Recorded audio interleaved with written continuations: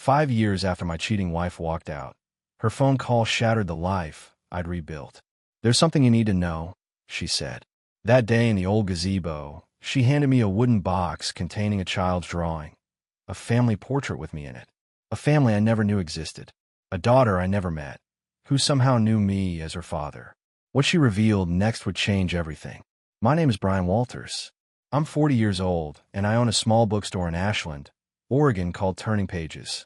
It's not making me rich, but keeps me busy and pays the bills. After Kimberly left, I needed something that was entirely mine, something she'd never touched. Books made sense. They don't lie, they don't cheat, and they're always there when you need them. I was reorganizing the classic section that Wednesday morning when my phone vibrated against the counter. Unknown number. Normally, I let it go to voicemail.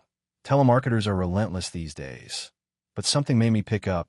Maybe it was the steady rain outside, the kind that makes you feel like the universe is trying to tell you something. "Brian." Just one word. Just my name. But I knew immediately. 5 years after we split, one call from my unfaithful ex-wife was about to change my life completely. My hand froze mid-air. The copy of Hemingway I'd been holding thudded against the wooden floor. "Kimberly." It wasn't a question. Her voice hadn't changed, still that slight rasp that used to drive me crazy in all the right ways. "I need to see you," she said. "No hello. No how are you. Just straight to the point." That was Kim. Never one to waste time on pleasantries. "Why now?" I managed to keep my voice steady despite the earthquake happening inside my chest. She paused, and I heard her take a breath. "There's something you should know. Something important." I almost laughed. 5 years of silence. And now, there's something I should know. "Please, Brian. I wouldn't call if it wasn't important." Her voice cracked slightly. That was new. Kimberly never showed weakness, not even when she was walking out the door. I should have hung up. Anyone with sense would have. But I've never claimed to be sensible when it comes to her. "Fine. When and where?" "Tomorrow. Riverside Park. By the old gazebo. Noon." The gazebo where I'd proposed. She was either cruelly oblivious or deliberately twisting the knife. Either way, I agreed. "I'll be there." After we hung up, I flipped the sign to closed and locked the door. Some days you can't face strangers after your past decides to pay a visit. I poured myself 2 fingers of bourbon from the bottle I keep for emergency inventory nights and downed it in one go. 5 years of carefully constructed calm, shattered by 10 seconds of her voice. Whatever Kimberly wanted, I knew one thing for certain. Nothing would be the same after tomorrow. I barely slept that night. Instead, I paced the hardwood floors of my apartment above the bookstore, old memories ambushing me from every corner. The bourbon didn't help either, just made everything hazier without dulling the ache. Kimberly and I met at a hospital fundraiser 12 years ago. I was donating books for the children's wing. She was the pediatric nurse who showed me around. She had this laugh that made everyone turn and look, full-bodied and uninhibited. After 3 dates, I was a goner. After 6 months, we were married. For 7 years, things were good. Not perfect, whose marriage is, but solid. Until they weren't. I still remember the night it all fell apart. I'd made her favorite dinner, blackened salmon with roasted vegetables. Lit candles, open wine, the works. She didn't come home until nearly midnight. Didn't call, didn't text. Just walked in with her hair messed up and someone else's cologne clinging to her skin. "Who is he?" I'd asked, standing there in our kitchen like some pathetic sitcom husband. She didn't deny it. Didn't even try. "His name is Garrett. He's a social worker." Simple as that. 12 years reduced to a stranger's name and occupation. 2 weeks later, she was gone. I helped her pack. Stupid, I know. But I was raised to be a gentleman, even when my world was collapsing. I remember carrying her suitcases to the car while she watched, those blue eyes empty like she'd checked out long before. "I never meant to hurt you," she'd said before driving away. The most meaningless sentence in the English language. Morning arrived unwelcome. I showered, shaved carefully, and put on my good jeans and the navy button-down she'd always liked. Not for her benefit, just armor against whatever was coming. Tom, my assistant manager, raised an eyebrow when I told him I'd be out for lunch. "Hot date?" he asked, shelving a stack of new arrivals. "Business meeting," I lied. Tom knew about Kimberly, but not the details. No one did. Some wounds you keep to yourself. The drive to Riverside Park took 15 minutes. I arrived early, parked, and sat watching families stroll along the paths. Kids chasing each other, couples holding hands. Normal people living normal lives, untouched by whatever storm was brewing in mine. The gazebo stood empty on its little hill, white paint peeling at the edges. 12 years ago, I'd filled it with roses and gotten down on one knee while a string quartet played our song. Today, it just looked old and tired. Maybe we both were. I saw her before she saw me. She was walking slowly up the path, wearing a simple gray dress. Her hair was shorter now, cut to her shoulders. She looked thinner, almost fragile, not the vibrant woman who'd left me standing in our driveway 5 years ago. She carried a small wooden box under her arm, holding it carefully like it might break. Something about that box sent a chill through me. Whatever was inside was about to upend my carefully reconstructed life.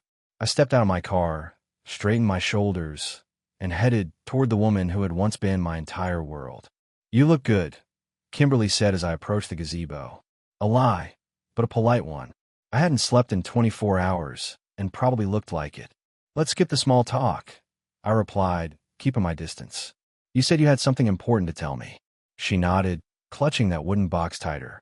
We sat on opposite sides of the gazebo bench, strangers sharing the same space where we'd once promised forever. "Do you remember when I used to volunteer at the children's hospital on weekends?" She began. I nodded. Those weekend shifts had started about a year before everything fell apart. There was a little girl there. Lily. Kimberly's voice softened at the name. 7 years old. Leukemia. She'd been in foster care since she was 3. "What does this have to do with us?" I asked, though something cold was already forming in my stomach. Kimberly took a deep breath. "I fell in love with her, Brian. Not like a nurse with a patient. Like a mother with a child." She opened the box. Inside was a child's drawing, stick figures of a man, a woman, and a little girl holding hands in front of a house. "Family" was scrawled across the top in wobbly letters. "Lily drew this." She asked about my husband.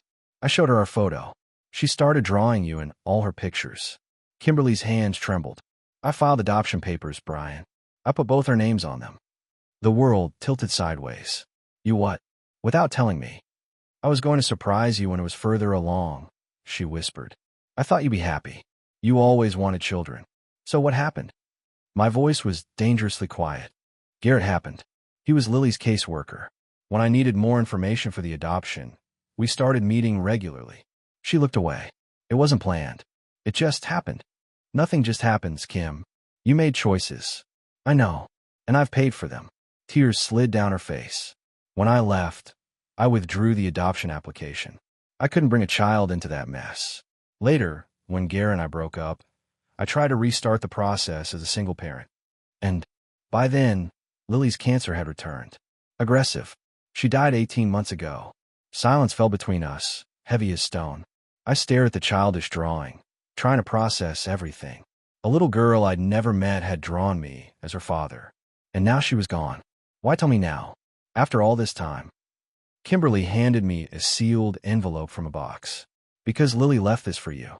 She made me promise to deliver it if anything happened to her." I took it, feeling like I was handling something impossibly precious and fragile. "There's more," Kimberly said quietly.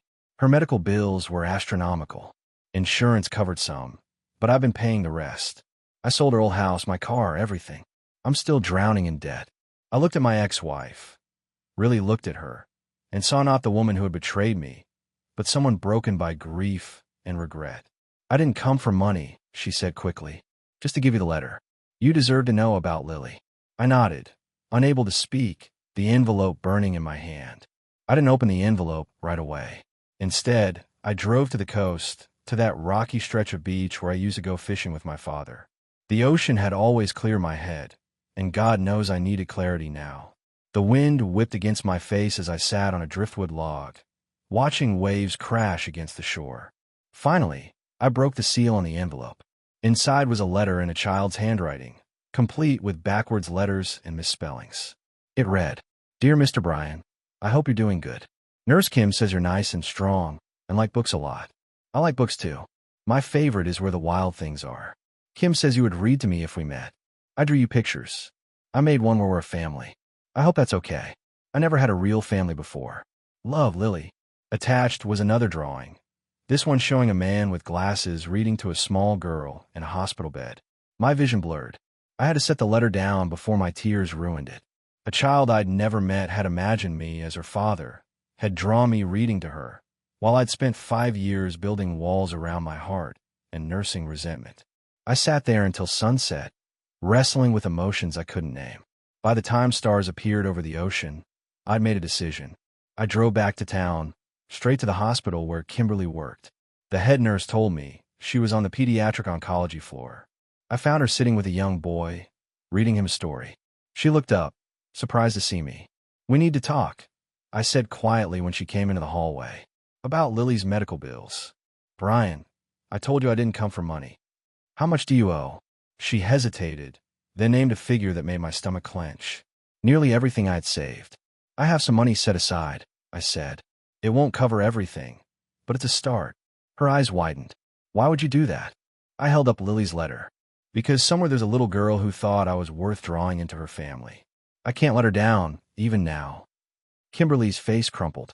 For the first time in 5 years, I put my arms around her, not as a husband, but as a fellow mourner for a child we'd both lost in different ways. "Thank you," she whispered against my shoulder. "I'm not doing it for you," I said honestly. "I'm doing it for Lily." As I drove home that night, something inside me felt different. The anger that had been my companion for 5 years had begun to recede, making room for something else, something that felt dangerously like purpose. A week after meeting Kimberly, I found myself sorting through my finances at the kitchen table. I need to dip into my store expansion fund to help with Lily's medical bills. The logical part of me knew this was crazy. I had no obligation to a child I'd never met. But logic wasn't driving me anymore. My doorbell rang. Sarah, my younger sister, stood outside with a bottle of wine. "Surprise inspection," she announced, breezing past me. "Tom said you've been distracted at work." She stopped, noticing the financial statements scattered across the table. "What's all this?" I hadn't told anyone about Kimberly's visit, but if anyone deserved the truth, it was Sarah. She'd been my rock after the divorce. As we sat with glasses of Merlot, I explained everything. The meeting, Lily, the adoption papers, the medical debt. "You're giving her money?" Sarah looked incredulous. "After what she did to you." "It's not for her," I said firmly. "It's for Lily." Sarah shook her head. "Brian, this is classic Kimberly manipulation. You think I'm being played?" The thought had crossed my mind. Sarah set down her glass. "I think I need to tell you something. When Kimberly left you, she didn't go straight to that social worker." My stomach tightened. "What do you mean?" "She moved in with her sister first. I ran into her at the grocery store about a month after the split. She was different, excited, said she was starting a new family." Sarah looked uncomfortable. I thought she meant with Garrett, but maybe she meant with Lily. I finished, a new understanding dawning. "All I'm saying is be careful." Kimberly always had a talent for reshaping reality to suit her narrative. After Sarah left, I couldn't shake her warning. I pulled out Lily's letter again, studying it. The childish handwriting seemed genuine enough. But what if this was all an elaborate scheme to get money from me? I needed proof. The problem was, I didn't know anyone at the children's hospital who could verify Kimberly's story without breaking confidentiality. Then it hit me, Dr. Renata Weber. She'd been a regular customer in my bookstore for years, always buying mystery novels for her overnight shifts. And she worked in pediatric oncology. I grabbed my keys, determination fueling every step. I wasn't going to be anyone's fool, not again. It was time to get answers, whatever they might be. If Kimberly was telling the truth, I needed to know. And if she wasn't, well, I needed to know that too. The rain had started again as I drove to the hospital, matching my turbulent thoughts. 5 years of carefully constructed independence were being threatened, and I couldn't tell if it was by a ghost child or my ex-wife's manipulation. Either way, I was going to face it head-on. I caught Dr. Weber just as she was leaving the hospital after a shift. She recognized me immediately, smiling despite the exhaustion evident on her face. "Brian from Turning Pages, right? Please tell me you've got a new Donna Leon for me." "Not today, Dr. Weber. I actually need to ask you something sensitive." Her expression turned professional. "I'm listening. Did you know a patient named Lily? 7 years old, leukemia, passed away about 18 months ago." Weber's face softened with sadness. Lily Harrison. Yes, I treated her. Such a bright little spirit. She studied me curiously. How do you know about her? My ex-wife was her nurse. Kimberly Walters. Recognition flashed in her eyes. Kim was more than just Lily's nurse. She was practically her mother figure. Came every day, even on her days off. Brought books, toys, spent hours reading to her. Relief washed over me. At least that part was true. And the adoption. Did Kimberly try to adopt her? Dr. Weber nodded. She started the process. Put herself in serious financial strain, trying to give that child everything. When Lily's cancer returned, she trailed off. It was devastating for everyone, but especially Kim. She barely left the hospital during those final weeks. One more question. I said, my throat tight. Did Lily ever mention me? A small smile appeared on Weber's face. The husband who loves books? She talked about you constantly. Drew pictures of the family, you'd all be together. Kim must have shown her your photo. I swallowed hard, steadying myself against the sudden rush of emotion. Thank you, I managed. That's all I needed to know. Dr. Weber touched my arm gently. Lily may be gone, but the love she created is still here. That's worth something, don't you think? I drove home in silence, everything I thought I knew about the past 5 years rearranging itself in my head. Kimberly hadn't just betrayed me with a social worker. She'd been trying to build a family with a sick child, using my name and photo to create a father figure Lily could hold on to during her treatments. It didn't excuse the cheating, the lies, but it added complicated layers to a story I'd simplified in a black and white. When I got home, I made my decision. I wrote a check for half of my savings, enough to make a significant dent in Lily's medical bills. Then I called Kimberly. I want to see everything, I said when she answered. Photos, medical records, everything about Lily. I want to know who she was. The silence on the other end lasted so long I thought she'd hung up. Thank you, she finally whispered, for believing me. I'm not doing it for you, I reminded her, but without the edge that had been in my voice before. I'm doing it for the little girl who thought I was her dad. The next Saturday morning, I met Kimberly at her modest apartment on the east side of town. The place was small but meticulously clean, with bookshelves lining every available wall space. A nurse's salary didn't go far these days, especially with medical debt. Thank you for coming, she said, opening the door wider. The nervousness in her voice was something new.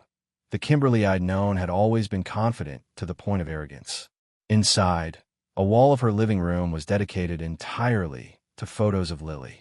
The girl had auburn hair, freckles scattered across her nose, and a smile that seemed to take up half her face, even in the later photos where she was clearly sick. She was beautiful, I said, my voice rough with unexpected emotion. Kimberly nodded. She loved having her picture taken, said it was proof she existed. She prepared a scrapbook, handmade, with Lily's name spelled out in colorful letters on the cover. Inside were photos, drawings, birthday cards, hospital wristbands, and notes for nurses. This is from her first round of remission, Kimberly explained, pointing to a photo of Lily at what looked like a small carnival.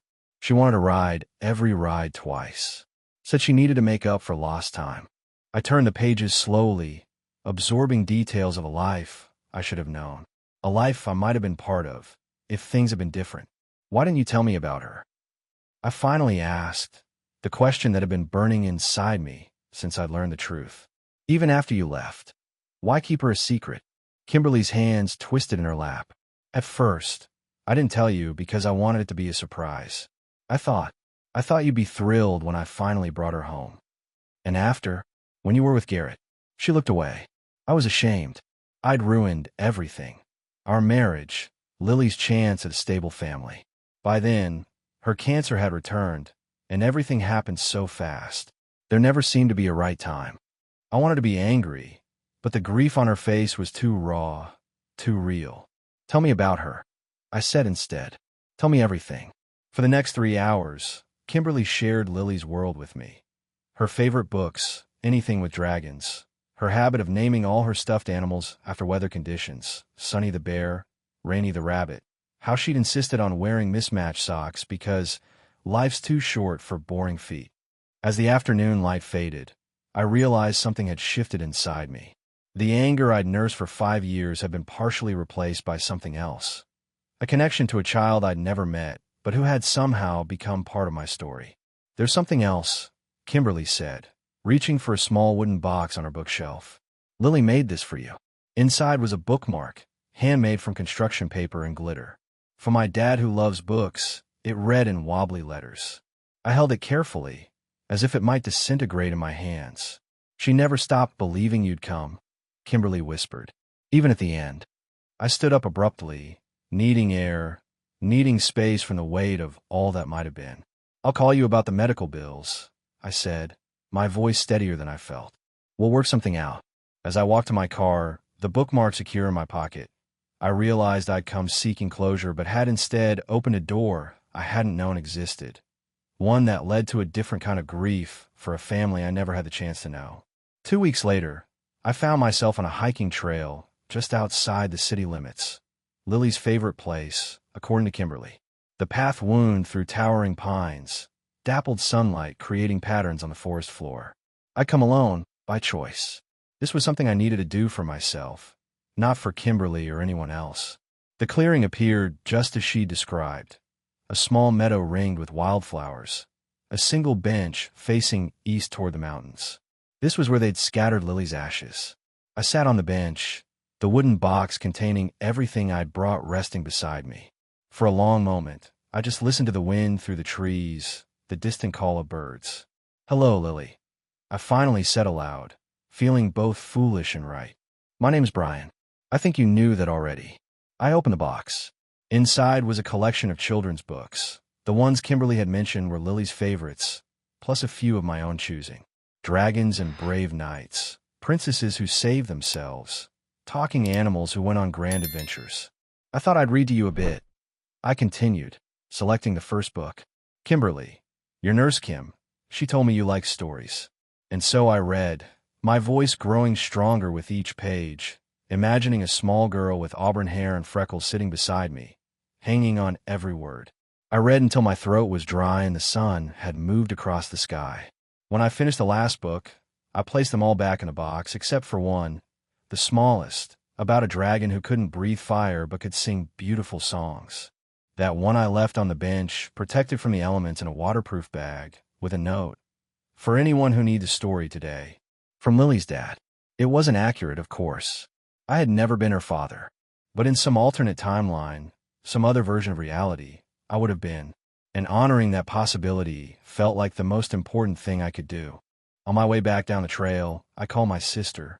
"I've been thinking," I said when she answered, "about that expansion fund for the bookstore.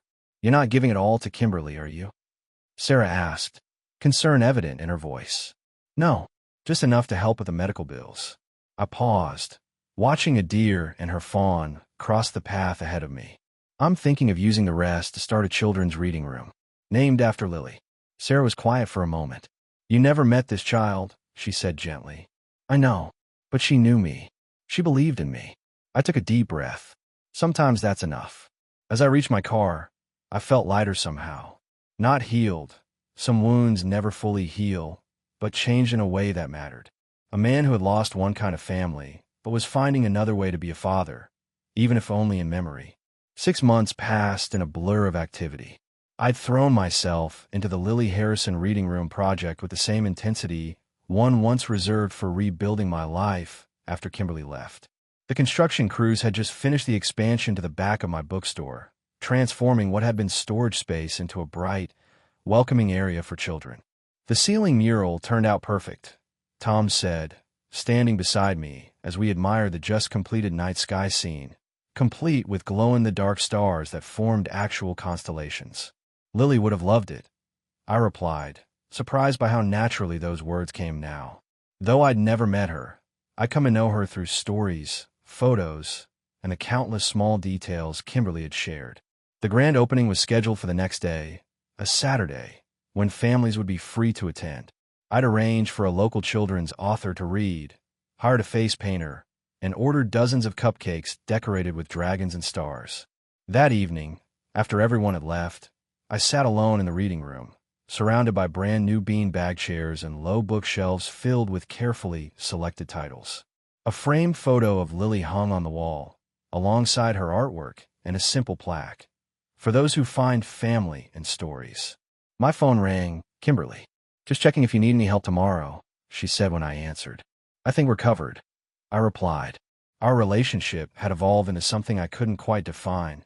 Not friendship, exactly, but shared connection to a child who had unknowingly changed both our lives. I invited someone, she said, her voice hesitant. Dr. Weber from the hospital. She's bringing a few of her current patients, kids from the oncology ward who are well enough to travel. I hope that's okay. Of course, I said immediately. That's perfect, actually. After we hung up, I noticed a small package on my desk that hadn't been there earlier. Inside was a leather-bound journal with a note from Sarah. For the stories you'll hear from the kids. Proud of you, big brother. My pragmatic sister had come around gradually, moving from skepticism to cautious support as she saw how the project had transformed me. Not erased the past, but given it new context. I ran my hand over the journal's cover, thinking about the unlikely path that had led me here. 5 years of bitter silence had given way to a purpose I never could have imagined. A way to be the father I never got to be, not just to one child's memory, but to any child who needed a safe place to get lost in stories. As I locked up the bookstore that night, I looked back at the newly painted sign above the reading room entrance. Tomorrow, this space would come alive with children's voices. And somewhere, I like to think, Lily would be smiling. The grand opening exceeded all expectations. By noon, the reading room was packed with families. The author's reading had drawn an enthusiastic crowd, and the line for face painting stretched through the main bookstore.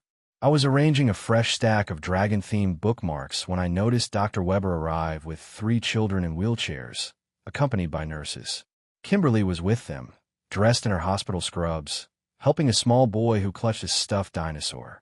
This is the place I told you about, I heard her tell the children. The man who owns it has all the best books. I walked over to greet them, kneeling to be at eye level with the kids. Welcome to the Lily reading room. I'm Brian. Are you really Lily's dad? Asked a girl with a colorful headscarf, no more than 7 years old. Before I could correct her, Kimberly spoke. He would have been, she said softly. Lily thought of him that way. I caught her eye, surprised by her words. The afternoon flew by in a whirlwind of stories, laughter, and the organized chaos that comes with any successful children's event. As closing time approached, the crowd thinned, leaving just the hospital group and a few stragglers. Dr. Weber found me as I was restocking cupcakes. This place is exactly what these kids need, she said. A reminder that there's a world outside hospital rooms. They're welcome anytime, I told her. We're starting weekly reading hours next month. I'll spread the word. She glanced over at Kimberly, who was helping a nurse get one of the children ready to leave. You two have done something remarkable here. Not many people could move past their history to create something so positive. After everyone had left, Kimberly stayed behind to help clean up. We worked in comfortable silence, straightening books and gathering abandoned cupcake wrappers. Thank you, she said finally, as we stood in the empty reading room. For not hating me. For doing this for Lily. I did hate you, I admitted. For a long time. But this isn't about us anymore. She nodded, understanding. Lily used to make me promise that someday we'd all be a family. I never had the heart to tell her the truth. In a way, I said slowly, she got her wish. Not the way any of us expected, but she'd approve, Kimberly finished. She hesitated, then reached into her bag. I have something for you. I found it while going through her things. It was a small drawing, clearly one of Lily's last, judging by the shaky lines. It showed 3 stick figures, a man surrounded by books, a woman in what looked like nurse's scrubs, and a small girl between them. My family was written across the top. Keep it, Kimberly said when I tried to hand it back. It belongs here. That night, after everyone had gone, I carefully framed Lily's drawing and hung it on the wall of the reading room. 5 years ago, I thought my life had ended when Kimberly left.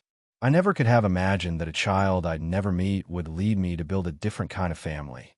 One made of stories and memories, and the quiet belief that sometimes love finds its way through the most unexpected channels.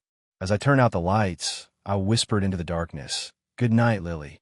And for the first time in years, I felt completely at peace.